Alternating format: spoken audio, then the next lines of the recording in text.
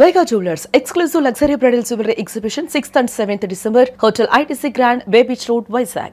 మనకు అత్యవసరమైనప్పుడు లేదా అనుకోని ఖర్చులు వచ్చినప్పుడు గుర్తుకొచ్చేది పర్సనల్ లోన్.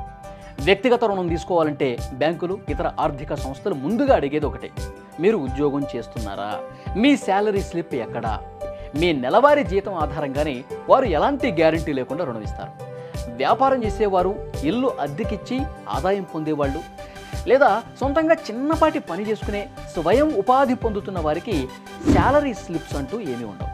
ఇలాంటి వాళ్ళు లోన్ తీసుకోగలరా అంటే ఖచ్చితంగా తీసుకోవచ్చు.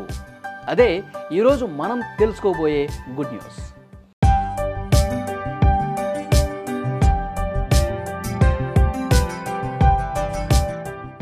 శాలరీ స్లిప్ లేని వారికి కూడా వ్యక్తిగత రుణం ఇవ్వడానికి బ్యాంకులు, ఫైనాన్షియల్ కంపెనీలు కొన్ని ముఖ్యమైన డాక్యుమెంట్స్ని అడుగుతాయి.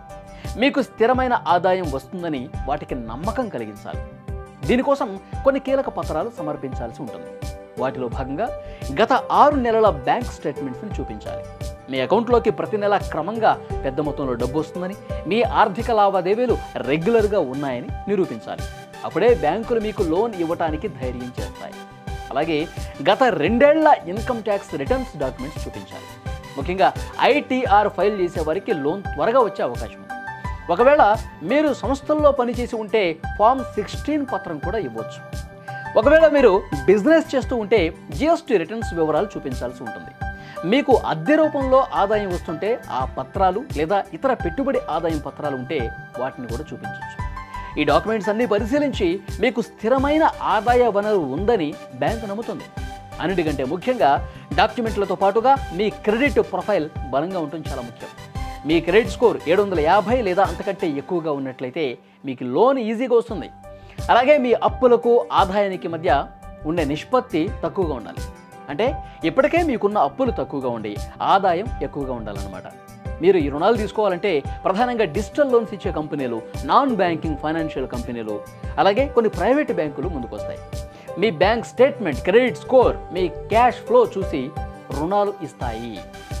పర్సనల్ లోన్ చాలా ఉపయోగకరమే, అయినా ఇందులో కొన్ని రిస్కులు ఉంటాయి. వాటి గురించి కూడా తెలుసుకోవడం చాలా ఇంపార్టెంట్. గ్యారంటీ లేకుండా ఇస్తారు కాబట్టి పర్సనల్ లోన్పై వడ్డీ రేటు ఇతర లోన్ల కంటే కాస్త ఎక్కువగానే ఉంటుంది. నెలవారీ EMI కనుక ఒక్కసారి మిస్ అయినట్లయితే మీ క్రెడిట్ స్కోర్ భారీగా పడిపోతుంది. లోన్ను గడువుకు ముందే పూర్తిగా చెల్లించి క్లోజ్ చేయాలనుకుంటే బ్యాంకులు పెనాల్టీ విధిస్తాయి. దీన్ని ప్రీ క్లోజర్ ఛార్జెస్ అని పిలుస్తారు. వరుసగా EMIలు మిస్ అయినట్లయితే ఆర్థిక సంస్థలు మీపై చట్టపరమైన చర్యలు తీసుకోవడానికి కూడా వెనకాడవు. కాబట్టి లోన్ తీసుకునే ముందు వడ్డీ రేటు, EMI ఎంతకాలంలో తీర్చాలి, ఇలాంటి వివరాలన్నీ జాగ్రత్తగా చెక్ చేసుకుంటే మంచిది.